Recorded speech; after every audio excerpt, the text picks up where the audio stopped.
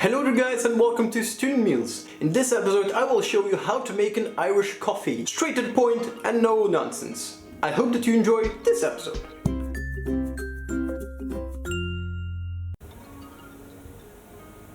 So, ingredients.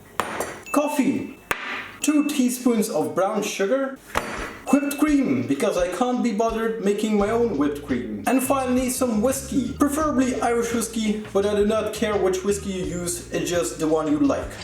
Let's do this. Take a glass where you're going to be serving the Irish coffee. I have this Russian glass. I do not really care, it's just a glass. All that counts is the beverage. Take your brown sugar, put it in there, followed by the hot coffee.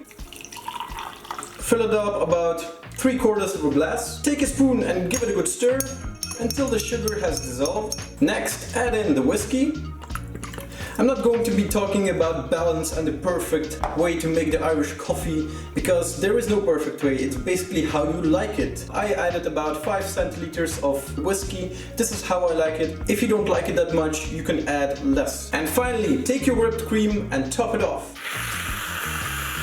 And there you go, you have yourself a nice Irish coffee. If you want, you can add some nutmeg on top or chocolate sprinkles. Everything is really up to you. Some people may say preheat the glass before serving the Irish coffee. If you just serve hot coffee and drink it right away, it will be the perfect temperature, so you do not need to preheat the glass. If you really want to go all out, you can do that, but by any means, it's not necessary. So there it is. Enjoy! So, let's taste it. I didn't have anything green, so I'm just going to hold this whole can up during the taste test. Cheers!